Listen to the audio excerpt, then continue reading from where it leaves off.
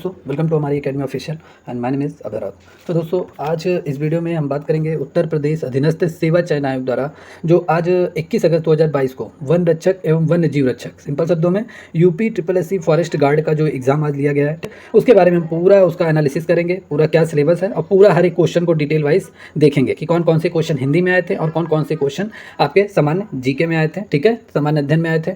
अगर हम UP SSC forest guard की अगर हम बात करें तो इसकी जो परीक्षा आज हुई है वो 27 केंद्रों पर पूरे यूपी में और इसमें 13,296 परीक्षार्थियों ने भाग लिया है। अगर इस वैकेंसी की बात करें तो ये वैकेंसी 2019 में ही आई थी। इसमें टोटल उस समय 655 पद थे। ठीक है, उसके लिए परीक्षा आयोजित की गई है 655 पदों के लिए फॉरेस्ट गार्ड की। इसके अगर सिलेबस की हम बात करें तो सिलेबस हिंदी का जो क्वेश्चन आया था 80 क्वेश्चन था, 80 अंक का था और सामान्य अध्ययन मतलब इसमें जीके जीएस सब मिलाकर इसमें 60 क्वेश्चन और 60 अंक का था और इन सबके साथ साथ आपका रीजनिंग 60 क्वेश्चन रीजनिंग का आया था और इसमें 1/4 मतलब 1/4 इसमें माइनस मार्किंग भी था और ये टोटल 200 क्वेश्चन के लिए आज परीक्षा हुआ है। इसका हम पूरा डिटेल एनालिसिस करेंगे कि हिंदी का पैटर्न क्या गया, हिंदी का लेवल क्या था, जीएस का लेवल क्या था, क्या हार्ड था, क्या इजी था। हर एक क्वेश्चन को डिटेल वाइज देखेंगे, हर एक क्वेश्चन पे पूरा एक्सप्लेनेशन देखेंगे। जितने भी आंसर की मुझे मिले हैं उन सभी के ज़्यादा से ज़्यादा मैं आपको बताने की कोशिश करूँगा। और तो जितने लोग चैनल पर नए हो, इस चैनल पर आए हो तो प्लीज़ चैनल को जल्दी से लाइक कर दीजिए, सब्सक्राइब कर लीजिए, बेल आइकन पर प्रेस कर दीजिए।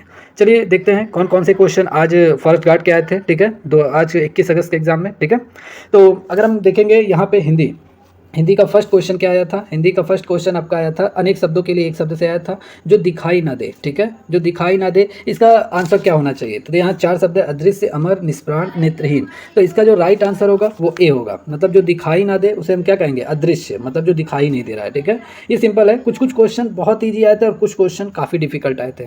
जब कई कैंडिडेट बाहर निकले एग्जाम से तो एनालिसिस किया गया, सभी से पूछा गया तो हिंदी और जीके जीएस के क्वेश्चन काफ़ी डिफिकल्ट थे। सब मैं अभी डिटेल वाइज एक्सप्लेनेशन करूँगा, हर एक आंसर की को पूरा देखा जाएगा। चलिए, तो फर्स्ट का आंसर क्या होगा, अदृश्य।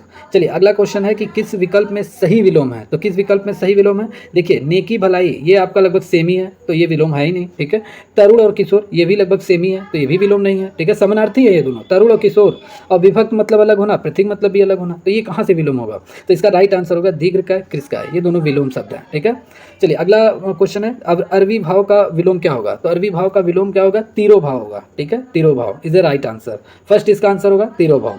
चलिए अगला देखते हैं, क्वेश्चन नंबर 4 क्या आया था। क्वेश्चन नंबर 4 था सही विलोम इनमें से कौन सा सही विलोम नहीं है। तो कौन सा सही विलोम नहीं है, देखिए अमावस्या पूर्णिमा, ठीक है, आचार अनाचार हो गया और गुप्त मुक्त हो गया। ठीक है, और कुटिल और सरल हो गया। तो आप यहाँ पे देखेंगे कौन सा विलोम नहीं है। तो अमावस्या पूर्णिमा ये तो सही है भाई, ये तो विलोम है। ठीक है, अब यहाँ पे देखिए कुटिल और सरल ये भी लगभग आपका सेम ही है, सेम कह रहा है, ये भी विलोम है आपका। कुटिल का सरल होता है, इंपॉर्टेंट है। अब यहाँ पे 2 क्वेश्चन पे बात बच जा रही, आचार अनाचार और गुप्त और मुक्त होता है। ठीक है, तो गुप्त मतलब क्या, छिपाना, और मुक्त मतलब छोड़ना होता है। गुप्त का क्या हो जाएगा, प्रकट करना, मतलब गुप्त मतलब अंदर रखना, इसका विलोम क्या हो जाएगा, प्रकट करना। तो ये आपका राइट आंसर होगा। ठीक है, आचार का अनाचार ये दोनों विलोम है तो आपका ये सी आंसर होगा। ठीक है, इस क्वेश्चन का। चलिए 5th क्वेश्चन की अगर हम बात करें, कोप का विलोम शब्द क्या होगा। तो कोप का विलोम शब्द आपका होगा कृपा होगा। कोप का विलोम शब्द क्या होगा, कृपा। ठीक है, इंपॉर्टेंट है। लहू का विलोम शब्द क्या होगा। लहू का अगर हम विलोम शब्द की बात करें तो लहू मतलब खून होता है और इसका समानार्थी लहू का समानार्थी शब्द क्या होगा। समानार्थी मतलब पर्यायवाची समझ लीजिए। ठीक है, सिनोनिम्स उसी के सेम मीनिंग। तो लहू मतलब खून होता है और शोणित मतलब भी आप समझ लीजिए इसी का समानार्थी होगा, खून ही होता है। ठीक है, चलिए अगला क्वेश्चन, अनी का पर्यायवाची शब्द क्या होगा। ये क्वेश्चन आया था, इंपॉर्टेंट है, बहुत सारे बच्चे इस क्वेश्चन में बच चुके थे। ठीक है, तो देखिए इस क्वेश्चन का अभी राइट आंसर नहीं मिला है। ठीक है, इसको मैं जल्दी नेक्स्ट वीडियो में इसको कवर अप करा दूंगा। जितने मुझे मिले हैं मैं पूरा कोशिश करूंगा हर एक क्वेश्चन को बताने का। ठीक है, 7 वाला मैं बाद में आपको बताऊंगा। चलिए 8th देखते हैं, वनिता। वनिता शब्द का पर्यायवाची शब्द क्या होगा। तो वनिता मतलब क्या होता है, वनिता मतलब महिला होता है। वनिता का पर्यायवाची शब्द क्या होगा, महिला। ठीक है, बहुत सारे लोगों ने जानकी लगाया था, जानकी नहीं होगा। जिस लड़के का मैंने ये पेपर लिया है उसने जानकी लगाया था तो उसका रॉन्ग है, जानकी अलग नहीं होता है। ठीक है, जानकी माता का होता है। ठीक है, चलिए और विधु मतलब क्या, बहू का होता है। चलिए अगला, उपकार को मानने वाला। उपकार को मानने वाले को एक शब्द में क्या कहेंगे।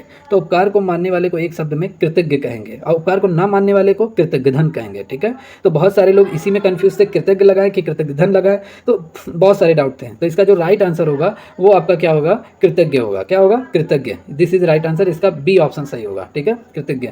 चलिए नेक्स्ट क्वेश्चन देखते हैं। अब ये देखिए, ये आर्टिकल आया था, पूरा आर्टिकल बहुत अच्छा आर्टिकल था ये।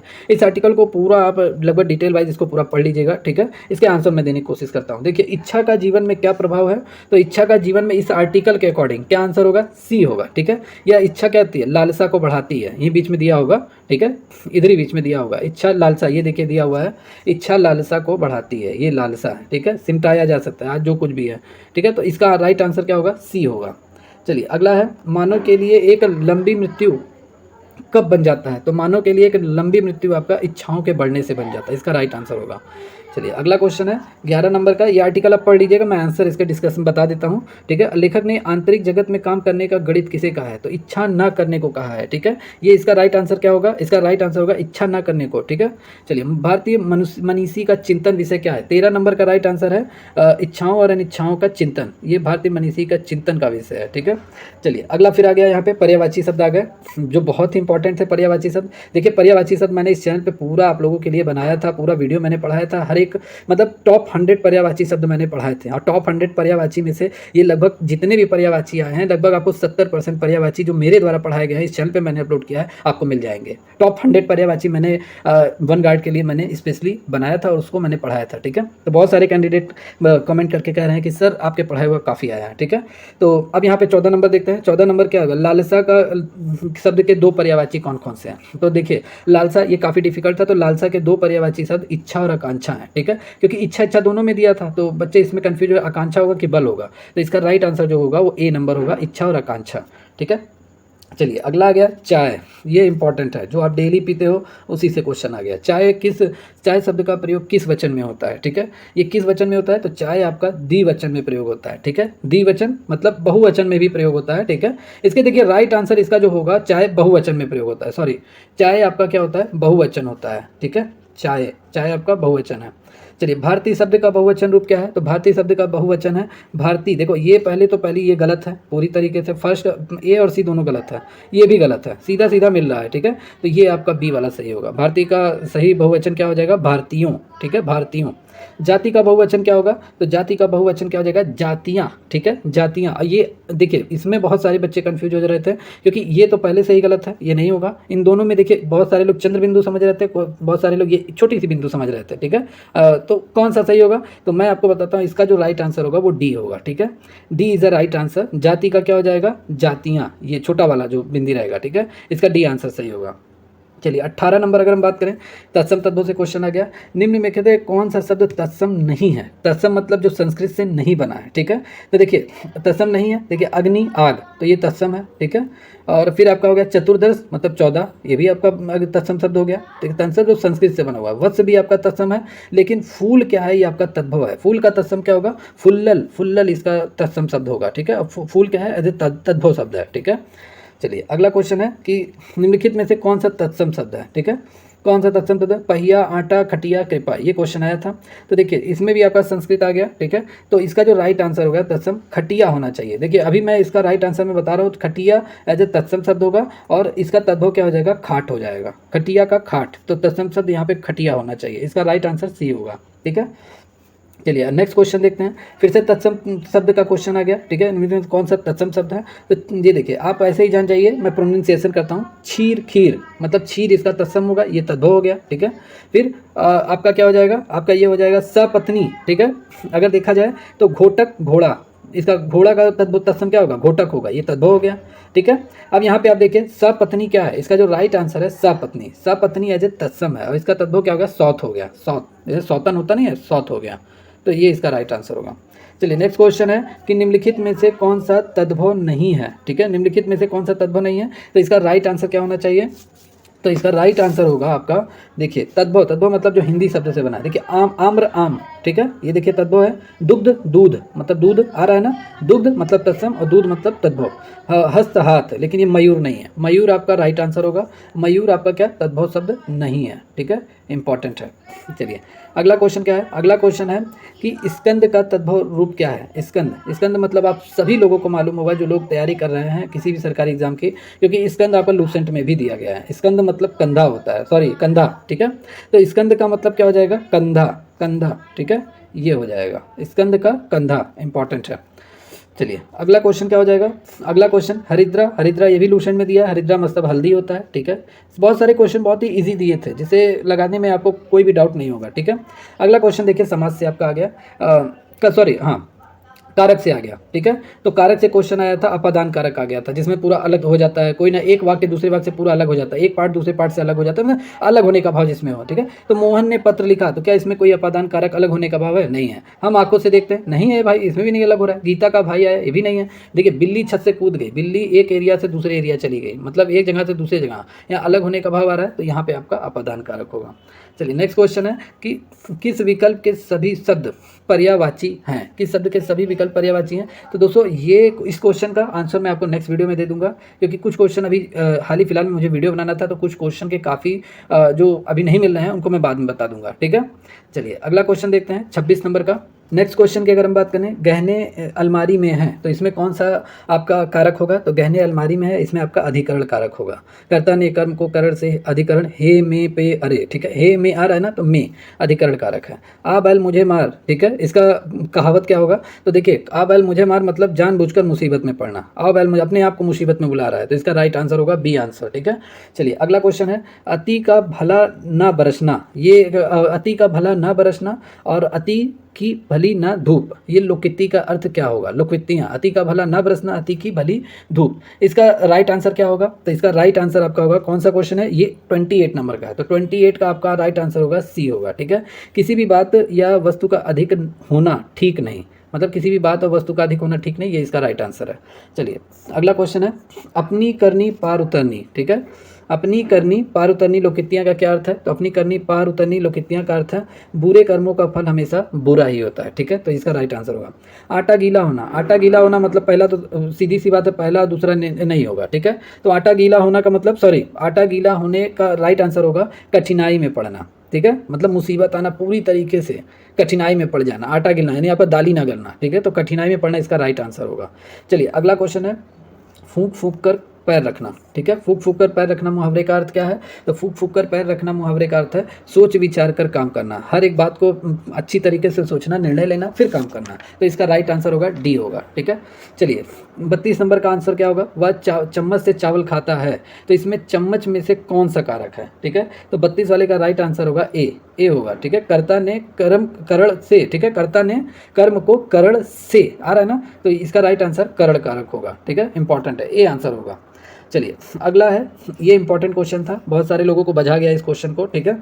चलिए अगला क्वेश्चन है, नगाधम का संधि विच्छेद क्या होगा। तो नगाधम का संधि विच्छेद नदी धन आगम होगा, नदी धन आगम।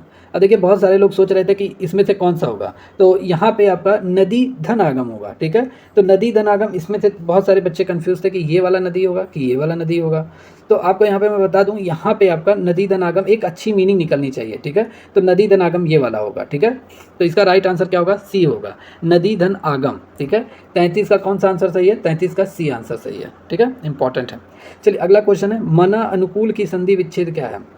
मना अनुकूल का, तो मना अनुकूल ये काफ़ी अच्छा था, घुमावदार क्वेश्चन था। देखिए सबसे पहले मनोनुकूल, सी वाला क्या है, मनोनुकूल और मनोनुकूल, तो आपको देखने में काफ़ी, ये तो काफ़ी अलग लग रहा है, ये तो होगा नहीं सी वाला, ठीक है।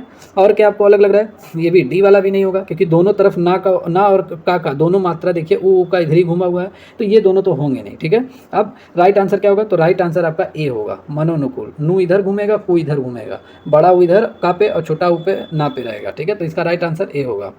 चलिए अगले क्वेश्चन की अगर हम बात करें, इति का संधि विच्छेद क्या होगा, ये काफ़ी इजी क्वेश्चन आ गया था।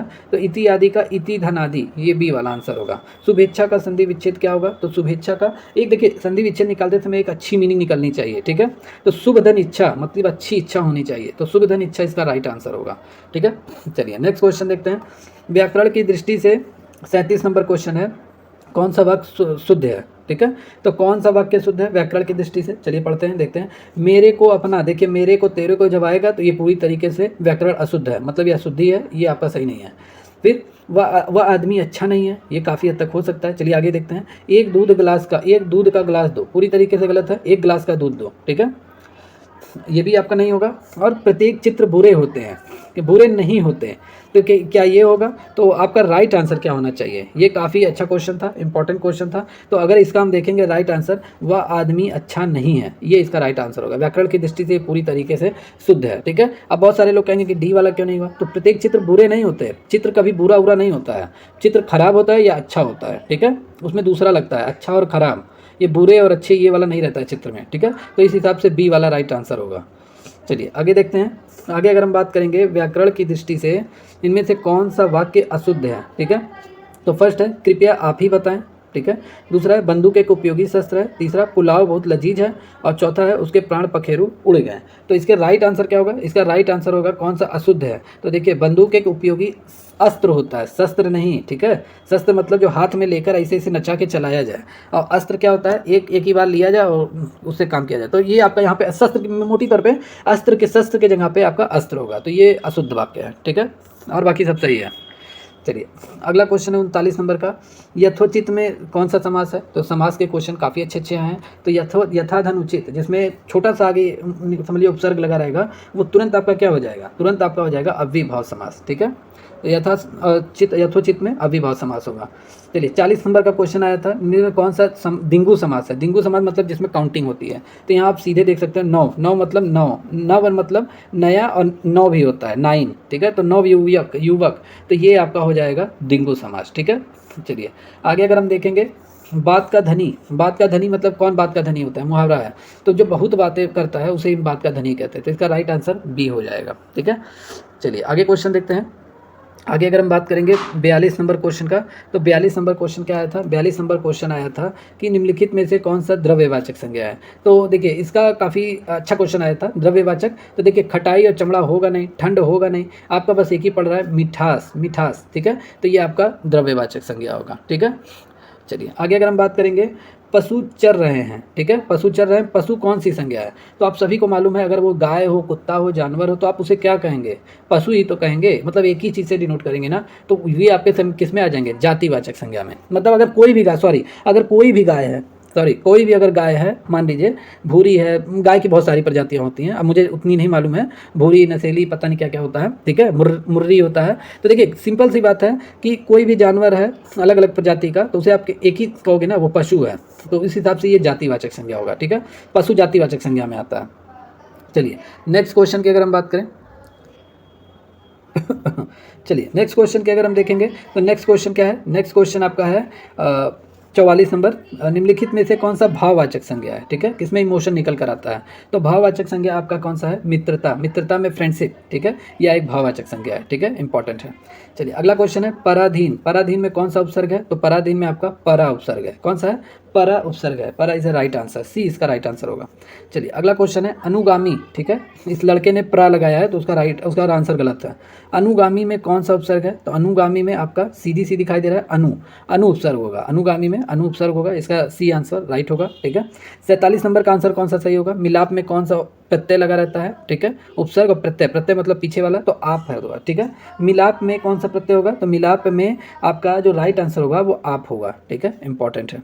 बंगाली में कौन सा प्रत्यय होता है? तो बंगाल धन ई, तो बंगाली, आली, अली ये सब नहीं होगा, ठीक है। तो बंगाल में जो प्रत्यय होगा वो बड़ी ई होगा, ठीक है, इंपॉर्टेंट है, क्योंकि बंगाल भी तो आना चाहिए, जहाँ का मूल लैंग्वेज है बंगाली। चलिए अगला शब्द है कि उसका भाई खेलता है। भाई उसका भाई खेलता है तो उसमें कौन सा सर्वनाम है? तो उसका भाई खेलता है, तो उसका जो सर्वनाम हो जाएगा वो आपका राइट आंसर होगा 49 का ए होगा, संबंधवाचक, मतलब उसका भाई, किसी का संबंध बताया जा रहा है, तो इसमें सर्वनाम कौन सा होगा? संबंधवाचक सर्वनाम होगा। चलिए 50 नंबर अगर क्वेश्चन की हम बात करें, तो इनमें से कौन सा प्रश्नवाचक सर्वनाम का उदाहरण नहीं है? तो प्रश्नवाचक सर्वनाम का उदाहरण आपको सीधी सी दिखाई दे रहा है, उसको रिलेटेड आप कोई भी क्वेश्चन किसी से नहीं पूछते होगे, ठीक है। तो ये इसका राइट आंसर होगा। चलिए अगला क्वेश्चन है, कौन सा पुरुषवाचक सर्वनाम नहीं है, ठीक है। तो कौन सा पुरुषवाचक सर्वनाम नहीं है? सिंपल सी बात है, कौन नहीं होगा, ठीक है, ए आंसर इसका राइट आंसर होगा। वह, तुम, हम, ये सब पुरुषवाचक सर्वनाम है। गौरी शंकर मतलब भगवान का नाम है, किस समास का उदाहरण है? तो ये सभी को मालूम है, ब्रीही समास, बहुव्रीहि समास का यह उदाहरण है, ठीक है। तो इसका राइट आंसर क्या हो जाएगा? ए हो जाएगा। चलिए 53 नंबर देखते हैं, गीता ने कहानी लिखकर पुरस्कार प्राप्त किया। मतलब एक सीधा दिखाई दे रहा है, गीता ने कहानी लिखकर पुरस्कार प्राप्त किया, तो इसमें कौन सा समास होगा? तो देखिए गीता ने कहानी लिखकर, अभी इसके आंसर क्लियर नहीं है, लेकिन इसका या तो इसका राइट आंसर यही होगा, पूरी तरीके से भी मैं ये श्योर नहीं हूँ, लेकिन तब भी इसका अगर मैं डिस्कशन करूंगा तो इसके दो आंसर मुझे लग रहे हैं। एक हमें लग रहा है संयुक्त वाचक सर्वनाम, संयुक्त वाक्य होगा, ठीक है, जुड़ा हुआ है, गीता ने कहानी लिखा और पुरस्कार प्राप्त किया, तो इस हिसाब से ये संयुक्त वाक्य हो गया। और हमें एक सीधा लग रहा है कि एक सीधा वे में गया है, देखिए गीता ने कहानी लिखकर पुरस्कार प्राप्त किया, मतलब सीधी एक लाइन में कह दे रहा है, ठीक है, तो इस हिसाब से सरल वाक्य भी लग रहा है। लेकिन अगर देखा जाए तो इसका जो आयोग आंसर, ये इसको मैंने देखा है, काफ़ी सर्च किया है गूगल पे, तो अभी जितनी भी वेबसाइट पे आंसर आ रहा है तो वो संयुक्त वाक्य आ रहा है। वेबसाइट बहुत सारे हैं, आप लिख के क्वेश्चन सर्च करोगे तो कोई ना कोई वेबसाइट पे आपको, ये बहुत सारे वेबसाइट पे इस पर संयुक्त वाक्य आ रहा है, ठीक है, तो इसका राइट आंसर संयुक्त वाक्य होगा। चलिए आगे अगर हम बात करेंगे, मैंने एक बुढ़े को देखा जो बहुत ही बीमार था, इसमें किस वाक्य का उदाहरण है? तो देखिए जिसमें जो आएगा ना, जो, उसको सीधे सीधे आप मिश्र वाक्य में कन्वर्ट कर लीजिएगा, उसका राइट आंसर क्या हो जाएगा? मिश्र वाक्य, ठीक है, तो इसका राइट आंसर क्या हो जाएगा? सी होगा, इंपॉर्टेंट है। चलिए अगले क्वेश्चन की हम बात करें, कौन सा प्रेमचंद की कृति नहीं है? बहुत इजी क्वेश्चन आया था, कर्मभूमि प्रेमचंद जी का है, शतरंज के खिलाड़ी दूरदर्शन पे इसका सीरियल देता था तो ये भी प्रेमचंद जी का है, मानसरोवर में बहुत सारे कंफ्यूज है, अब मैला अचल, सिंपल सी बात है, ये फणीश्वर नाथ रेणु जी का है, तो यही आंसर क्लियर हो गया कि इसका जो राइट आंसर होगा वो फणीश्वर नाथ रेणु जी का मैला आंचल है, ठीक है, तो इसका राइट आंसर क्या हो जाएगा? प्रेमचंद की कृति कौन नहीं है? तो ये मैला आंचल इसका राइट आंसर हो जाएगा, ये प्रेमचंद जी ने नहीं लिखा है। चलिए अगला अगर हम बात करेंगे 56 नंबर का, 56 नंबर का राइट आंसर क्या हो जाएगा? आना और जाना, इसका में कौन सा विराम लगा रहता है? ठीक है, तो विराम बहुत होते हैं, पूर्ण विराम, अर्ध विराम, प्रश्नवाचक, योजक, ठीक है, तो बहुत सारे विराम होते हैं, तो इसका कौन सा राइट आंसर होगा? तो देखिए प्रश्न, इसमें विराम आपका योजक चिन्ह होगा, ठीक है, इनके बीच योजक चिन्ह, मतलब हाइफन, ए ऐसे हाइफन लगा रहता है, ठीक है, आना जाना में, तो ये आपका योजक चिन्ह रहेगा, 56 का ए आंसर सही रहेगा। चलिए 57 नंबर की अगर हम बात करें, निम्नलिखित में से किस वाक्य में विराम चिन्हों का सही प्रयोग नहीं हुआ है? तो इसका राइट आंसर क्या हो जाएगा? देखिए सिंपल सी है, हे प्रभु, देखिए इसमें आपका कौन सा विराम लगा हुआ है? विस्मय बोधक विराम लगा हुआ है, राम राम, देखिए इसमें भी लगा हुआ है, तुम समझते हो, इसमें अर्ध विराम यहाँ लगा हुआ है, ठीक है, इसमें देखिए कोई विराम नहीं लगा हुआ है, इसमें आगे यहाँ क्वेश्चन मार्क लगा हुआ है, तो ये विराम शब्द नहीं है, ठीक है, तो इसमें विराम चिन्ह लगा ही नहीं है, तो यही आपका राइट आंसर होगा। तो 57 नंबर का राइट आंसर क्या हो जाएगा? 57 नंबर का राइट आंसर बी हो जाएगा, इंपॉर्टेंट है। चलिए 58 नंबर क्या होगा? ये अच्छा क्वेश्चन आया था, काफ़ी लोगों को बजाया ये क्वेश्चन डिफिकल्ट था, ठीक है, बहुत सारे लोगों ने इसे स्किप किया हुआ है। परिपत्र कब जारी किया जाता है? इसमें लोग दो आंसर पे कंफ्यूज थे, एक आपका संबद्ध या अधीनस्थ कार्यालयों के पत्राचार के समय, और दूसरा बैठक में लिए गए महत्वपूर्ण निर्णयों को कार्यान्वित करने के उद्देश्य से, और बाकी ये दोनों तो होगा ही नहीं, तो इस दोनों पे बहुत सारे बच्चे कंफ्यूज थे, लेकिन जो इसका राइट आंसर होगा वो 58 नंबर का बी आंसर होगा, ठीक है, बी आंसर, मतलब बैठक में लिए गए महत्वपूर्ण निर्णयों को कार्यान्वित करने के उद्देश्य से परिपत्र आपका जारी किया जाता है, ये इंपॉर्टेंट है। चलिए 59 नंबर का, शायद कल निकुंज आ जाए, मतलब शायद, अभी कोई यानी पॉसिबल नहीं है, यानी एकदम श्योरिटी नहीं है, शायद लग रहा है, तो ये सीधी सीधी आपको दिखाई दे रहा है, संदेहवाचक वाक्य होगा, ठीक है, इसका राइट आंसर बी होगा, इंपॉर्टेंट है। चलिए आगे ये देखिए, फिर से एक आर्टिकल आ गया, अच्छा आर्टिकल आया था, 3 क्वेश्चन ये देकर गया, तो इस आर्टिकल को आप पढ़ लीजिएगा, ठीक है, इसके राइट आंसर मैं बता दे रहा हूँ, सच्चे वीर वे होते हैं, तो इसका राइट आंसर क्या हो जाएगा? 60 नंबर का, 60 नंबर का राइट आंसर बी वाला होगा, ठीक है, कौन सा? बी, जो कर्म भाव से उत्साह को देखते हैं। 61 नंबर का आंसर क्या होगा? कर्म करने में आनंद किस कारण मिलता है? तो कर्मफल वस्तु या व्यक्ति या वस्तु पर ध्यान केंद्रित करने से, ठीक है, ये 61 नंबर का होगा राइट आंसर, ठीक है। चलिए आगे अगर हम बात करेंगे, अब आपका 61 के बाद आपका 71 नंबर, 61 नंबर के बाद आपका 62 नंबर आता है। 62 नंबर का राइट आंसर क्या होगा? सच्चा उत्साह वही होता है जो मनुष्य को कार्य करने के लिए प्रेरणा देता है। तो इसमें आपसे पूछा जा रहा था कि उपवाक्य कौन सा है, ठीक है, तो इसका जो राइट आंसर होगा 62 नंबर का, देखिए इसमें अभी आपको क्वेश्चन में डाउट है, ठीक है, तो इसका आंसर मैं आपको नेक्स्ट वीडियो में बताऊंगा। 3 क्वेश्चन हो गए हैं, 3 क्वेश्चन को मैं आपको नेक्स्ट वीडियो में बता दूंगा। चलिए 63 नंबर क्वेश्चन देखते हैं कि उत्साह के मार्ग में सबसे बड़ी रुकावट क्या होती है। तो उत्साह के मार्ग में जो आपका सबसे बड़ी रुकावट जो होती है वो 63 नंबर का राइट आंसर होगा डी होगा, आलस्य होगा, ठीक है। आलस्य उत्साह के मार्ग में सबसे बेकार यानी सबसे बड़ी रुकावट होती है। आप कोई काम करने जा रहे हो, आलस्य आपके अंदर आ जा रहा है तो आप वही सबसे बड़ी रुकावट है, ठीक है। इस लड़के का आंसर गलत है जिसने ये टिक लगाया था। चलिए अगले क्वेश्चन की अगर हम बात करें, अली, ठीक है, अली शब्द के अनेकार्थक कौन से शब्द है? अली का अनेकार्थक शब्द क्या है? तो अली का मतलब एक आप सीधा पढ़ते ही आए हो, लुसेंट में भी है। अली मतलब क्या होता है? भंवरा होता है, ठीक है। तो अली का पहला तो भंवरा इसमें भी है, भंवरा बी वाले में भी है और भंवरा ए वाले में भी है, तो दोनों में आ रहा है। अब बच्चे इसमें कंफ्यूज थे, अली मतलब होगा क्या? तो अली मतलब भौरा मतलब उड़ने वाला जानवर, तो दूसरे में भी उड़ने वाला जानवर रहना चाहिए। तो कोयल और अली ये दोनों समानार्थी शब्द हैं अली का, ठीक है। भौरा और अली, अली के समना, भौरा और कोयल अली के अनेकार्थी शब्द हैं, ठीक है। चलिए आगे बात करते हैं नेक्स्ट क्वेश्चन का। तो नेक्स्ट क्वेश्चन क्या है? नेक्स्ट क्वेश्चन है पत्नी, ठीक है। नेक्स्ट क्वेश्चन है पत्नी का अनेकार्थी पत्नी के शब्द के पर्यायवाची शब्द कौन कौन से हैं, ठीक है। पत्नी शब्द के पर्यायवाची शब्द, तो पत्नी मतलब क्या? पहला तो आपका ये हो गया सी, इसका राइट आंसर होगा। भार्या को भी पत्नी कहते हैं, प्राण प्रिया भी पत्नी को ही कहा जाता है, तो इसका सी आंसर सही होगा। चलिए अगला बात करें, अभय उभय के समरूपी शब्द कौन से हैं? अभय मतलब जो किसी से न डरता हो, मतलब सीधी सीधी बात है, वो क्या हो? निडर हो, ठीक है। तो पहला तो आपका यही क्लियर हो गया, अभय मतलब क्या? जो निडर हो, ठीक है। निडर इसमें भी है, निडर इसमें भी है। उभय मतलब क्या होता है? जैसे मेढक एक उभयचर जानवर है, मतलब वो जल थल दोनों में रहता है, तो वहाँ दो बातें आ रही हैं, तो इसलिए दोनों हो जाएगा उभय का मतलब। तो इसका राइट आंसर आपका ए हो जाएगा, ठीक है। ये इंपॉर्टेंट है। चलिए नेक्स्ट क्वेश्चन की अगर हम बात करें कि चपला और चपल के समरूपी शब्द कौन कौन से हैं, ठीक है। चपला और चपल के समरूपी भिन्नार्थक शब्द। तो चपला मतलब आपका क्या होता है? चपला मतलब आपका पढ़ते हैं बिजली, बिजली को हम क्या कहते हैं? चपला ही तो कहते हैं, ठीक है। तो चपला का पहला तो बिजली हो गया, और चपल का क्या हो जाता है? तेज। तो इसका ए आंसर सही होगा। सही अर्थ वाले श्रुति भिन्नात्मक युग्म का चयन कीजिए, ठीक है। तो इसका आंसर नहीं मिला है, ये भी आप टिक लगा लीजिए, ठीक है। 4 क्वेश्चन हो गए, इन सबको मैं बाद में बताऊंगा जिसके आंसर नहीं मिल रहे हैं, ठीक है। हमें वीडियो बनाना था, इसलिए ये आंसर काफ़ी ढूंढने में प्रॉब्लम हो रहे थे, ठीक है। क्योंकि कुछ क्वेश्चन ऐसे थे जो लगभग सभी को मतलब प्रॉब्लम में, मतलब दिक्कत में डाल दिया, ठीक है। चलिए अगला क्वेश्चन की अगर हम बात करें, निम्नलिखित में से सही विलोम युग्म कौन सा है, ठीक है। तो सही विलोम युग्म कौन सा है? तो 69 नंबर का आपका ए आंसर सही है। करुण और निष्ठुर सही विलोम शब्द है, ठीक है, इंपॉर्टेंट है। चलिए केंद्रित अधिकता में प्रत्यय शब्द कौन कौन सा है? तो इसका राइट आंसर क्या हो जाएगा 69 नंबर का? तो 69 का आपका क्या हो जाएगा? 69 नहीं 70 नंबर का आपका राइट आंसर हो जाएगा इत और आ। देखिए केंद्रित इत आ रहा है ना, तो इत का होगा, अधिकता ता आ रहा है ना, तो इसका प्रत्यय होगा, तो 70 का बी आंसर सही होगा।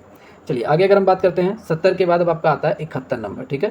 तो 71 नंबर की अगर हम बात करें तो 71 नंबर का क्या हो जाएगा? 71 नंबर आपका निम्नलिखित में से कौन सा शब्द पुल्लिंग है, ठीक है। ये अच्छे अच्छे क्वेश्चन आए थे। देखिए पुल्लिंग आपके सामने 4 क्वेश्चन दिए थे, पूर्ति, विवाह, अभिव्यक्ति और छवि। तो इनमें से पुल्लिंग कौन सा होगा? तो देखिए उसकी पूर्ति, ये उसकी उसका लगा दीजिए, आपका सब क्लियर हो जाएगा। उसकी पूर्ति मतलब उसकी आ रहा है, मतलब स्त्रीलिंग। उसकी विवाह कि उसका विवाह? देखिए यहाँ पे उसका विवाह होता है, ठीक है, उसकी विवाह नहीं, गलत प्रोनाउंसिएशन ही गलत हो रहा है। तो ये आपका क्या हो जाएगा? पुल्लिंग हो जाएगा।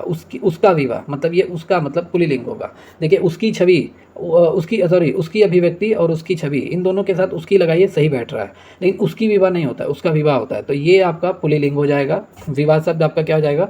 पुल्लिंग हो जाएगा। चलिए अगले क्वेश्चन की अगर हम बात करें, निम्नलिखित में से किस शब्द की वर्तनी सही है? तो ये बहुत इजी क्वेश्चन था, बहुत सारे लोगों का सही था। देखिए विधाता, विधाता आपका सही होगा, राइट आंसर होगा। चलिए अगले क्वेश्चन की अगर हम बात करें, निम्नलिखित में से कौन सी वर्तनी सही है? तो वर्तनी वाले क्वेश्चन बहुत अच्छे अच्छे आए थे। तो 73 के क्वेश्चन, इसका राइट आंसर क्या होगा? 4 दीवारी, ये सही है इसका, ठीक है।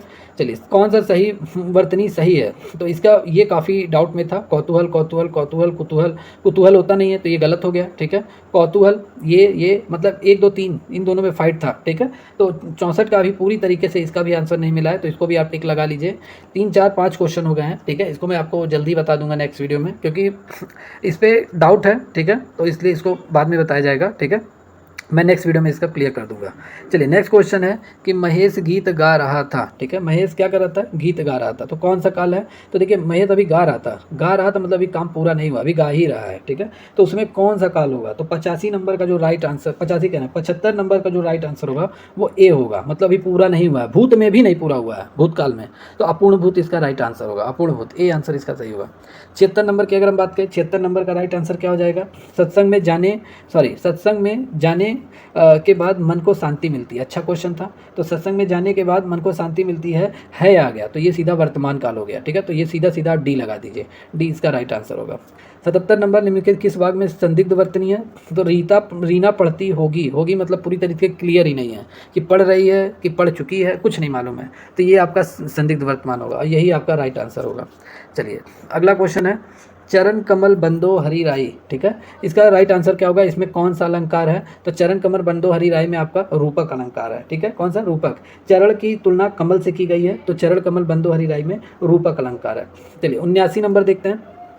79 नंबर और अगला क्वेश्चन है कि इसमें कौन सा शब्द स्त्रीलिंग है? तो फिर स्त्रीलिंग आ गया। स्त्रीलिंग जब आया तो उसका उसकी लगाओ और क्वेश्चन को अपने क्वेश्चन को पूरी तरीके से इसका आंसर दे लो, ठीक है। एक नंबर आप क्लियर कर लो। तो देखो उसका आज्ञा, उसकी आज्ञा कि उसका आज्ञा, देखिए उसकी आज्ञा सही बैठ रहा है ना, तो यहीं आपका सही हो गया। और ये देखिए उसका मार्ग होता है, उसका गृह होता है, उसकी गृह नहीं, उसकी मार्ग नहीं होता है, उसका परिमाण होता है। ये देखिए ये सही बैठ रहा है। तो इसका राइट आंसर जो आपका हो जाएगा उसका, उसकी आज्ञा, यही आपका स्त्रीलिंग होगा, ठीक है। इंपॉर्टेंट है। चलिए 81 नंबर क्वेश्चन देखेंगे। 80 के बाद 81 नंबर, जीएस आपका चालू हो गया है, सामान्य जीएस के क्वेश्चन। एक खाद्य श्रृंखला में विभिन्न बिंदुओं पर ऊर्जा के प्रवाह के अनुपात को किस रूप में जाना जाता है? तो इसका राइट आंसर क्या होगा? देखिए ये काफ़ी अच्छा क्वेश्चन था, पर्यावरण से संबंधित आया था, सभी लोगों को बझा कर गया ये क्वेश्चन। मोस्ट डिफिकल्ट क्वेश्चन थे। देखिए जितने भी लोग अभी तक पेपर दिए हैं, जितने भी लोग, जितने भी कैंडिडेट मिल रहे हैं और जितने भी कमेंट करके इस चैनल पे बता रहे हैं सभी कि सर इसका जीएस का लेवल काफ़ी हार्ड था। जीएस मतलब जनरल नॉलेज और पूरा हिस्ट्री, ज्योग्राफी, कॉन्स्टिट्यूशन जितने भी आए थे सब डिफिकल्ट आए थे, कोई भी इजी मोड का नहीं था। मॉडरेट लेवल के 1-2 क्वेश्चन आपको मिल जाएंगे और बाकी करंट का अगर ले लीजिए, हिस्ट्री, ज्योग्राफी जितने भी है, कॉन्स्टिट्यूशन, सब आपके डिफिकल्ट लेवल के क्वेश्चन आए थे, ठीक है। तो ये काफ़ी अच्छा क्वेश्चन था, लग रहा था कि हाँ एग्जाम में आप बैठे हो, ठीक है। तो इसके क्वेश्चन बहुत सारे बच्चों को बझा कर गए, ठीक है। काफ़ी बच्चों घंटे घंटे बैठे रहे, इसके क्वेश्चन बहुत ही इन्हें दिक्कत दिया, ठीक है। तो ये इसके क्वेश्चन काफ़ी हार्ड थे। चलिए देखते हैं क्या है इसका। तो देखिए एक खाद्य श्रृंखला में विभिन्न बिंदुओं पर ऊर्जा के प्रवाह के अनुपात को किस रूप में जाना जाता है? तो परिस्थितिकी क्षमता नहीं होगा, ठीक है। और इन सबके साथ साथ परिस्थितिकी दक्षता भी नहीं होगा, आपका परिस्थितिकी आत्मघात भी नहीं होगा। इसका राइट आंसर डी होगा। इसका राइट आंसर होगा परिस्थितिकी तंत्र, इसका राइट आंसर होगा, ठीक है। परिस्थितिकी तंत्र में क्या होता है? एक खाद्य श्रृंखला में विभिन्न बिंदुओं पर ऊर्जा प्रवाह के अनुपात को जाना जाता है, ठीक है। इंपॉर्टेंट है। चलिए फिर आगे बात करते हैं। 82 नंबर क्वेश्चन है कि जलीय पारिस्थितिकी तंत्र में, ठीक है, बायोमास पिरामिड है। जलीय पारिस्थितिकी तंत्र में बायोमास का पिरामिड कैसा होता है? तो ये पूरी तरीके से आपका उल्टा पिरामिड होता है। इसका सी आंसर सही होगा। चलिए अगला क्वेश्चन है, विभिन्न स्तरों पर रहने वाली विभिन्न प्रजातियों के ऊर्ध्वाधर वितरण को क्या कहते हैं? तो इसका राइट आंसर हो जाएगा स्तर विन्यास। इसका डी आंसर सही होगा। ये बहुत सारे क्वेश्चन, इन सभी क्वेश्चन को बहुत सारे कैंडिडेट ने स्किप किया हुआ है, ठीक है। चलिए अगला क्वेश्चन है, रुई के समान ये दिखते हैं, वे आमतौर पर 4000 से 7000 मीटर की ऊंचाई पर बनते हैं। तो कौन सा इसका राइट आंसर होगा? पछाब मेघ होगा कि वैसा मेघ होगा, स्तरी मेघ होगा, कपासी मेघ होगा? तो आपको मैं बता देता हूँ, इसका जो राइट आंसर होगा वो आपका पछाब मेघ होगा। क्या? पछाब मेघ इसका राइट आंसर होगा। ये इंपॉर्टेंट है, ठीक है।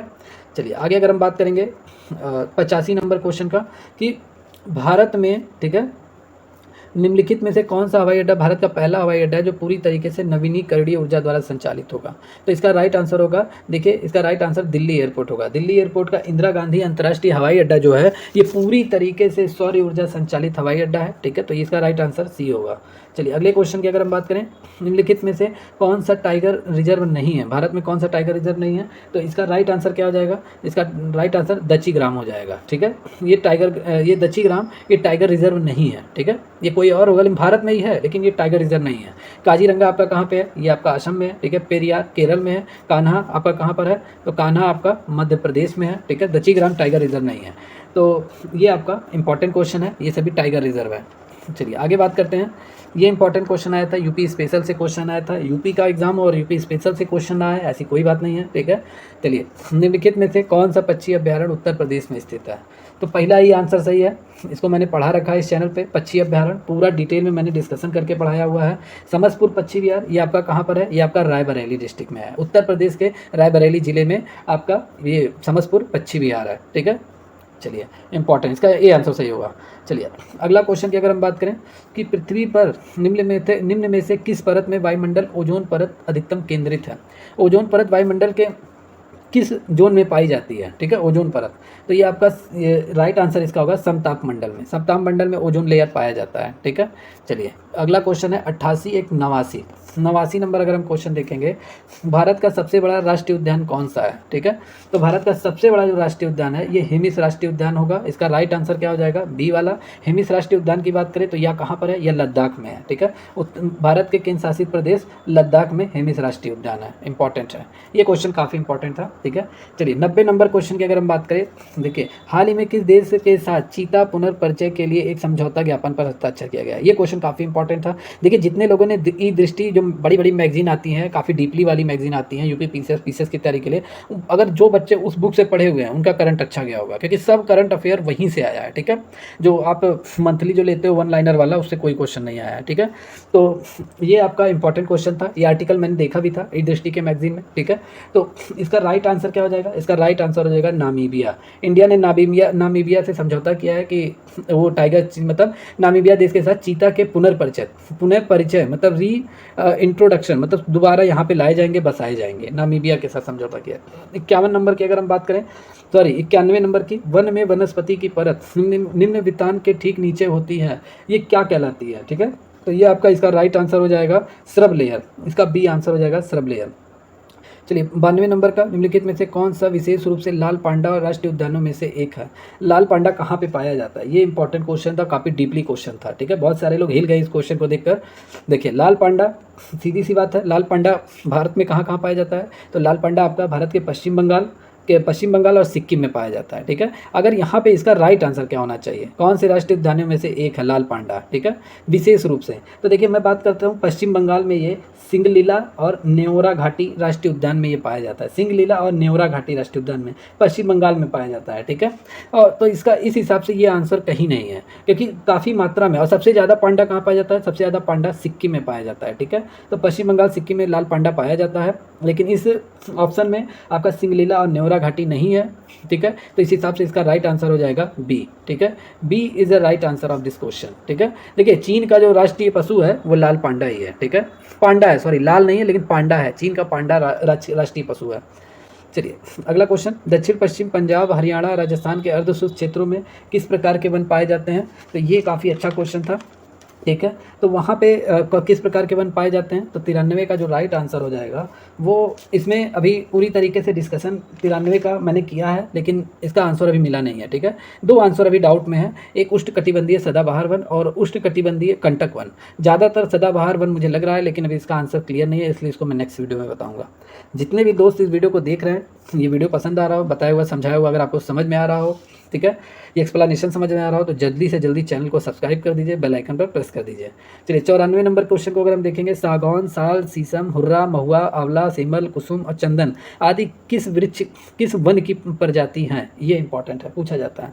तो देखिए 94 नंबर का जो राइट आंसर हो जाएगा, 94 नंबर का राइट आंसर है ए। ठीक है, उष्णकटिबंधीय पर्णपाती वन जो होती हैं उनकी ये सभी प्रजातियाँ हैं, इंपॉर्टेंट है। चलिए अगला क्वेश्चन है, ये आ गया करंट का क्वेश्चन। ISFR 2021 के अनुसार निम्नलिखित में से किस राज्य के वन क्षेत्र में अधिकतम वृद्धि देखी गई है? कहाँ पे वन क्षेत्रफल में सर्वाधिक वृद्धि देखी गई है? तो ये आंध्र प्रदेश में अब की बार देखी गई है सर्वाधिक वृद्धि। बहुत चौंकाने वाले अब की बार डेटा आए थे, तो Andhra Pradesh is the right answer of this question. ठीक है, चलिए 96 नंबर की अगर हम बात करें, 96 नंबर क्वेश्चन की, 89 से फिर से चालू हो गया। 96 नंबर, सर्दियों के दौरान, ठीक है, मौसम में उत्तर पूर्वी देश पर कौन सी हवा यानी हावी हो जाती है? वे भूमि से समुद्र की ओर बहती हैं, इसलिए देश के अधिकांश या शुष्क मौसम रहता है। तो इसका राइट आंसर क्या हो जाएगा? व्यापारिक हवाएं, व्यापारिक पवने इसका राइट आंसर होगा। C is the right answer of this question, व्यापारिक पवने। चलिए अगले क्वेश्चन की बात करें, भारत की जलवायु को क्या कहा जाता है? तो भारत की जलवायु को आप सभी लोगों को मालूम होगा, मानसूनी जलवायु कहा जाता है। भारत की जलवायु को मानसूनी जलवायु, जो कि अब की बार पूरी इस साल पूरी नेगेटिव साबित हुई है, बहुत जगह बारिश नहीं हुआ है। ठीक है, यूपी के बहुत सारे जिलों में बारिश नहीं हुआ है, तो ये उत्तर भारत की जलवायु मानसूनी जलवायु होती है। इसका राइट आंसर सी होगा। चलिए 98 नंबर क्वेश्चन की अगर हम बात करेंगे, पर्यावरण, वन और जलवायु परिवर्तन मंत्रालय ने किस स्थान पर हरियाली महोत्सव का आयोजन किया है? तो ये नई दिल्ली में किया गया है हरियाली महोत्सव। ठीक है, चलिए 98 के बाद 99 नंबर क्वेश्चन देखते हैं। 99 नंबर क्या है कि निम्नलिखित में से किस स्थान पर अति विषम प्रकार की जलवायु का अनुभव किया गया है, अनुभव किया जाता है अति विषम? तो ये Delhi is the right answer. ठीक है, चलिए अगले क्वेश्चन की अगर हम बात करें, कौन सा केंद्र शासित प्रदेश, ठीक है, नीति आयोग के प्रथम राज्य ऊर्जा और जलवायु सूचकांक में शीर्ष पर है? तो कौन सा केंद्र शासित प्रदेश शीर्ष पर है? तो दिल्ली, ये आपका राइट आंसर 100 नंबर का हो जाएगा। दिल्ली केंद्र में, देखिए इसका राइट आंसर, इसमें दिल्ली कहीं है ही नहीं। ठीक है, दिल्ली जो नीति आयोग का ऊर्जा सूचकांक जारी हुआ है उसमें दिल्ली आपका शीर्ष पर है, दिल्ली। ठीक है, लेकिन दिल्ली के बाद कौन कौन से हैं? तो दिल्ली के बाद आपका चंडीगढ़ है। ठीक है, चंडीगढ़ था, फिर दमन एंड दीव, दादर नागर हवेली। तो इस हिसाब से आपका सी आंसर हो जाएगा। मतलब इसमें दिल्ली शीर्ष वाला दिया नहीं है, लेकिन उसके बाद का दिया है, तो उस हिसाब से दमन एंड दीव, दादर नागर हवेली हो जाएगा। और राज्यों में कौन शीर्ष पर रहा है राज्य ऊर्जा जलवायु सूचकांक में? तो गुजरात राज्य शीर्ष पर रहा है। ठीक है, छोटे राज्यों में गोवा शीर्ष पर रहा है। चलिए अगला क्वेश्चन है 101 नंबर का, किस कारक के कारण भारतीय उपमहाद्वीप में मध्य एशिया की तुलना में अपेक्षाकृत हल्की सर्दी होती है? तो ये इसका राइट आंसर हो जाएगा सी, हिमालय के कारण मध्य भारतीय उपमहाद्वीप में मध्य एशिया की तुलना में हल्की सर्दी होती है। सी इसका राइट आंसर होगा। चलिए अगले क्वेश्चन की अगर हम बात करें, विधायी मामलों में दोनों सदनों में लोकसभा राज्यसभा विधेयकों को छोड़कर लगभग शक्तियां समान हैं।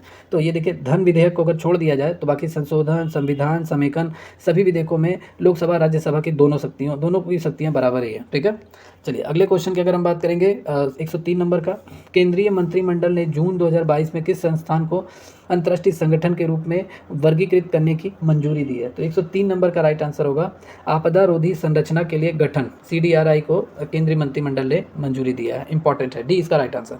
चलिए अब जब थोड़ा फास्ट देखते हैं क्योंकि वीडियो काफ़ी बड़ा हो रहा है, लंबा हो रहा है। ठीक है, MSME सतत ZED प्रमाणन योजना के तहत मध्यम उद्यमों को उनके व्यवसाय में कितने % सब्सिडी दी जाती है? तो देखिए इसका राइट आंसर हो जाएगा 50% सब्सिडी दी जाती है। और ये सूक्ष्म उद्योगों की अगर हम बात करेंगे तो 80% दिया जाता है, और लघु उद्योगों मतलब स्मॉल स्मॉल एंटरप्राइजेस के लिए, ठीक है, एंटरप्रेन्योर के लिए आपका कितना दिया जाता है? 60% दिया जाता है। ठीक है, तो इसका राइट आंसर क्या हो जाएगा? इसका राइट आंसर 50% होगा यहाँ पे MSME सस्टेनेबल ZED में बिजनेस में। ठीक है, मीडियम एंटरप्राइजेज में, ठीक है, कितना दिया था? 50%। इसका राइट आंसर भी होगा। चलिए 105 नंबर देखते हैं, ये इंपॉर्टेंट है, ये भी मैंने पढ़ाया हुआ है। थीम और डे ये भी मैंने चैनल पे अपलोड कर दिया है कि विश्व जनसंख्या दिवस की थीम अब की बार क्या थी? तो ये वाला ही इसका राइट आंसर होगा। 8 बिलियन की दुनिया सभी के लिए लचीले भविष्य की ओर, यही इसका राइट आंसर होगा। चलिए बहुत अच्छा क्वेश्चन था ये इंपॉर्टेंट क्वेश्चन था, बहुत लोगों को स्किप करना पड़ा इसे। ब्रोकेट किसकी की प्रसिद्ध कलाकृति है? तो ये इसका राइट आंसर वाराणसी होगा। इंपॉर्टेंट है, बी इसका राइट आंसर। सिंगापुर ओपन अब की बार किसने जीता है महिला एकल का? तो सिंगापुर ओपन अपनी PV सिंधु जी ने जीता है, अपने भारत देश की टेनिस स्टार PV सिंधु ने जीता है। इंपॉर्टेंट है, D is the right answer. चलिए 108 नंबर का क्वेश्चन है कि जो महाकुंभ जो आपका लगता है, ठीक है, महाकुंभ की तिथि जो डिसाइड की जाती है वो खगोलीय रूप से सूर्य चंद्रमा की किसकी स्थिति देखकर की जाती है? तो इसका जो राइट आंसर होगा 108 नंबर का वो आपका सी मतलब बृहस्पति होगा। ठीक है, Brihaspati is a right answer, इसका बृहस्पति आंसर होगा, सी लगा लीजिएगा।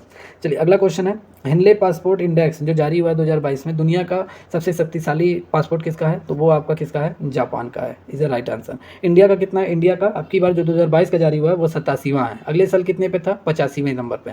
अब की बार 87वें स्थान पे इंडिया का सबसे शक्तिशाली पासपोर्ट रहा है, जो कि 2 स्थान खिसक गया है।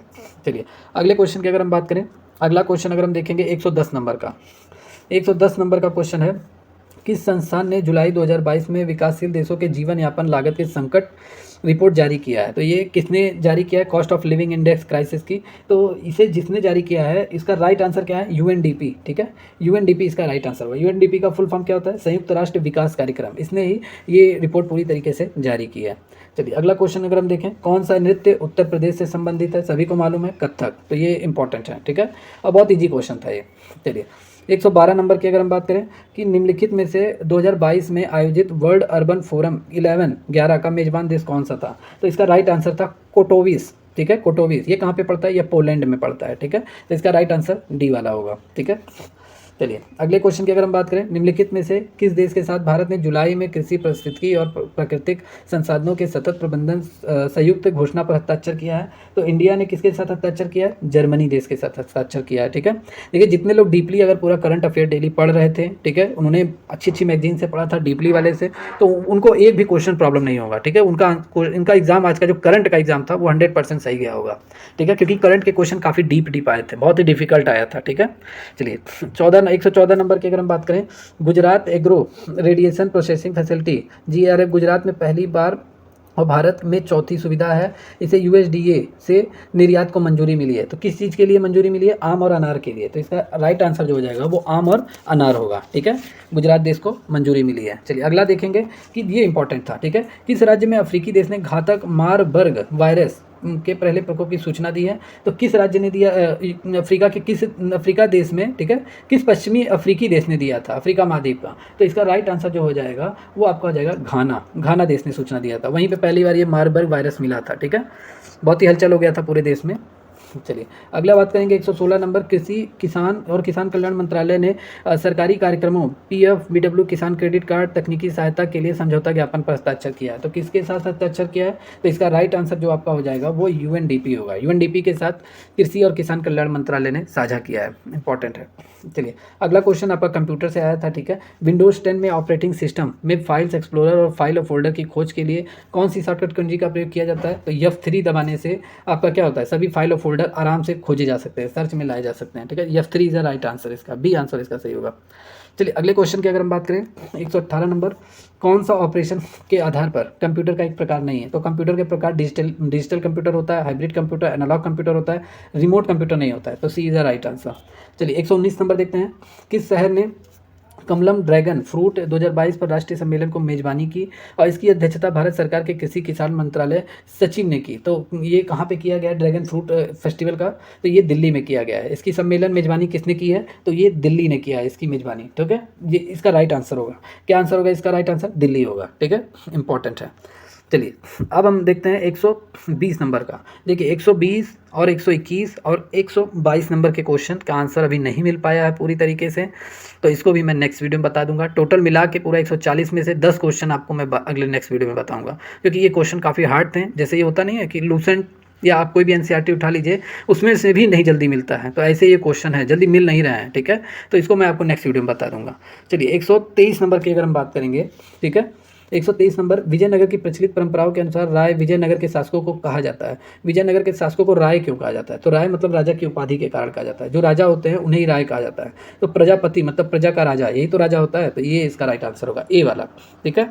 चलिए अगले क्वेश्चन की हम बात करें, सर्वेंट्स ऑफ इंडिया सोसाइटी की स्थापना द्वारा 1905 में कल्याणकारी कार्यों में विभिन्न जातियों धर्मों भारतीय एकजुट करने के लिए प्रशिक्षित करने के लिए की गई थी। तो इसका राइट आंसर क्या होगा? तो इसका राइट आंसर जो आपका होगा वो इंपॉर्टेंट है ये क्वेश्चन, ठीक है। तो इसका राइट आंसर होगा गोपाल चंद गोखले, ठीक है। गोखले जी को याद कर लीजिए, इन्होंने ही सर्वेंट्स ऑफ इंडिया सोसाइटी, ठीक है, की स्थापना इन्होंने ही की थी, तो ये इंपॉर्टेंट हो जाएगा, ठीक है। अगला क्वेश्चन हम अगर बात करेंगे 125 नंबर, बहुत ईजी आया था। अंग्रेजों के साथ समझौते के बाद गांधी जी ने जो सबने अवज्ञा आंदोलन 1931 में बंद किया था, कौन से समझौते के तहत बंद किया था? तो गांधी और इरविन जी, ठीक है, गांधी और इरविन पैक्ट समझौते के तहत इन्होंने सबने अवज्ञा आंदोलन को स्थगित कर दिया था। चलिए 126 नंबर की बात करें, बहुत ईजी आया था ये क्वेश्चन कि 6वीं शताब्दी में कितने महाजनपदों का उल्लेख है, ठीक है, जैन और बौद्ध धर्म ग्रंथों में? तो सभी को मालूम है 16 महाजनपदों का उल्लेख है, ठीक है, इंपॉर्टेंट है। चलिए 126 के बाद 127 देखते हैं, बहुत इजी क्वेश्चन इधर आ गए थे, ठीक है, 4-5 क्वेश्चन ऐसे थे बहुत इजी थे। मानव शरीर की सबसे छोटी हड्डी सभी को मालूम है स्टेपीज है, ठीक है, स्टेपीज बी आंसर इसका राइट आंसर होगा, दूसरे में दिया है ये, ठीक है। चलिए आगे देखेंगे, निम्नलिखित में से कौन सी धातु सबसे अधिक तन्य है? कौन सी सबसे अधिक तन्य है? तो सोना इसका राइट आंसर होगा, बी इसका राइट आंसर होगा, ठीक है। चलिए 29 नंबर, 129 नंबर की हम बात करेंगे। एक आधुनिक संस्करण में तत्वों की आवर्त सारणी में लंबा स्वरूप क्षैतिज पंक्तियों को क्या कहा जाता है? तो क्षैतिज पंक्तियों को आवर्त कहा जाता है, इसका डी आंसर सही होगा। ओम के नियम के अनुसार फार्मूला पूछा था, तो R = V/I, ये सभी को मालूम है, बहुत ईजी आए थे, ठीक है। देखिए फिर आ गया था कानपुर में नाना साहब, ठीक है, कानपुर में 1857 का विद्रोह किसने किया था? नाना साहब और तात्या टोपे, 2 लोगों ने मिलकर लड़ा था, तो नाना साहब इज द राइट आंसर। चलिए अब आ गया नेक्स्ट क्वेश्चन, थोड़ा यहाँ पे हिलाने वाला क्वेश्चन था। भारत में कॉपर अयस्क का सबसे बड़ा भंडार कहाँ पर है? तो ये आपका इसका राइट आंसर हो जाएगा राजस्थान, ठीक है, इज द राइट आंसर। चलिए नेक्स्ट क्वेश्चन आया था, कौन सा नाभिकीय संयंत्र उत्तर प्रदेश में स्थित है? ठीक है, तो उत्तर प्रदेश में कौन सा नाभिकीय संयंत्र है? देखिए जितने लोगों ने यूपी स्पेशल पढ़ा होगा उनका ये दिक्कत में नहीं रहा होगा, वो लोगों ने आंसर सही लगाया होगा। तो नरोरा परमाणु संयंत्र ये यूपी में है, ठीक है, तो इसका राइट आंसर नरोरा बी हो जाएगा, ठीक है। चलिए कलक्कम तमिलनाडु है, काकरापारा गुजरात या राजस्थान है, ठीक है। चलिए अगला बात करेंगे, भारत का प्रसिद्ध, ठीक है, स्वर्णिम चतुर्भुज सुपर हाईवे निम्नलिखित में से किस शहर को नहीं जोड़ता है? ये बहुत अच्छा क्वेश्चन था, काफ़ी इंपॉर्टेंट क्वेश्चन था, तो ये आपका इसका राइट आंसर होगा, हैदराबाद को नहीं जोड़ता है, बाकी दिल्ली मुंबई कोलकाता को जोड़ता है स्वर्णिम चतुर्भुज, ठीक है, लेकिन हैदराबाद को नहीं जोड़ता है, इंपॉर्टेंट है। चलिए अगला हम देखेंगे 135 नंबर का, किस प्रकार के लेंस का प्रयोग हमेशा छोटा प्रतिबिंब प्राप्त करने के लिए किया जाता है? तो 135 नंबर का जो राइट आंसर होगा वो आपका बी होगा, उत्तल लेंस का प्रयोग होता है, ठीक है। चलिए अगला क्वेश्चन अगर हम देखते हैं 136 नंबर का, पूर्वी तटीय मैदानों के दक्षिणी भागों को क्या कहा जाता है? तो दक्षिणी भागों को क्या कहा जाता है? 136 नंबर का आंसर हो जाएगा कोरोमंडल तट कहा जाता है। क्या कहा जाता है? कोरोमंडल तट, पूरी तटीय के मैदानी भागों को, दक्षिणी भाग को। चलिए आगे अगर हम बात करेंगे 137 नंबर का, बहुत ईजी क्वेश्चन आया था, भारत का उत्तरी अक्षांश क्या है? तो 68 डिग्री 7 मिनट या भारत का उत्तरी अक्षांश है। दुनिया का सबसे ऊंचा ज्वार पाया जाता है, कहाँ पे पाया जाता है सबसे ऊंचा ज्वार दुनिया का? तो ये आपका पाया जाता है कनाडा में, इसका राइट आंसर होगा। ये बहुत सारे डिफिकल्ट क्वेश्चन थे, ठीक है, इंपॉर्टेंट क्वेश्चन भी थे, ठीक है। चलिए अगला क्वेश्चन है, ये भी बहुत सारे लोगों ने स्किप किया, ताना रिवर मंगाबे वानर निम्नलिखित में से किस देश में पाया जाता है? बहुत डिफिकल्ट क्वेश्चन था, करंट से ही रिलेटेड था, जितने लोगों ने देखा था वो लगा पाए, वरना बहुत सारे लोगों ने स्किप किया। इसका राइट आंसर जो होगा वो ईरान होगा, Iran is the right answer, ठीक है। 140 नंबर का क्वेश्चन का आंसर नहीं मिल पाया है, ठीक है। तो टोटल मिला के आज के इस वीडियो में मैंने आपको 140 में 10 क्वेश्चन के आंसर नहीं बताए हैं। 10 क्वेश्चन मैं नेक्स्ट वीडियो में बता दूंगा। काफ़ी डिफिकल्ट क्वेश्चन थे, उनको मैंने काफ़ी पिकआउट किया, लेकिन उसके आंसर क्लियरली नहीं मिल पाया है, 50-50 पे है, इसलिए उसको मैंने नहीं बताया। बाकी 130 क्वेश्चन का आंसर मैंने आपको कंप्लीटली हर एक एक्सप्लेनेशन डिस्कशन के साथ बताया है, ठीक है। तो इस पेपर से काफ़ी आपको एनालिसिस मिल जाएगा कि यूपी ट्रिपल एससी वन रक्षक मतलब फॉरेस्ट गार्ड की और जूनियर असिस्टेंट का या यूपी पीसीएस लेवल का ये पेपर था। तो इन सभी पेपर को यूपी ट्रिपल एससी कैसे बनाती है, ठीक है। कुछ क्वेश्चन इसमें यूपी पीसीएस लेवल के थे, ठीक है। यूपी पीसीएस का सिलेबस अलग है, मान सकते हैं, लेकिन कुछ क्वेश्चन यूपी पीसीएस लेवल के थे। अगर इस टाइप के एग्जाम में अगर आप फिर दोबारा कभी बैठोगे तो आपको लगभग डाउट आपका क्लियर हो जाएगा कि हाँ कैसे यूपी ट्रिपल एससी इन सभी एग्जामों को कंडक्ट कराती है, कैसे कैसे क्वेश्चन इसमें इंक्लूड करती है। तो ये सभी क्वेश्चन जो आज के मैंने आपको बताए बहुत ही अच्छे क्वेश्चन जो आज एग्जाम में आए हैं, और सब मैंने आपको डिस्कशन वाइज बताया, ठीक है। और अभी भी आपको कोई क्वेरी है तो आप चैनल पे विजिट कर सकते हो, ठीक है। और आप कमेंट सेक्शन में जाके कमेंट करके आप पूछ सकते हो। अगर वीडियो पसंद आया हो, बताने का ये मेथड पसंद आया हो, एक्सप्लेनेशन समझ में आया हो, तो जरूर इस चैनल को लाइक कर दीजिए, जल्दी से सब्सक्राइब कर दीजिए, क्योंकि इस चैनल पर मैं आपको यूपी ट्रिपल एससी का पेट एग्जाम की तैयारी करा रहा हूँ, इन सबके साथ साथ रेलवे के एग्जाम की तैयारी कर रहा हूँ, और एसएससी का एसए और एप्लीकेशन के एग्जाम की तैयारी करा रहा हूँ। तो ये आप सभी के लिए इंपॉर्टेंट है जो लोग कंपटीशन एग्जाम की तैयारी कर रहे हैं, ठीक है। तो वीडियो पसंद आया तो प्लीज़ दोस्तों चैनल को जरूर सब्सक्राइब कीजिए, जरूर लाइक कीजिए, ठीक है। मिलते हैं नेक्स्ट वीडियो में, तब तक के लिए take care and good bye.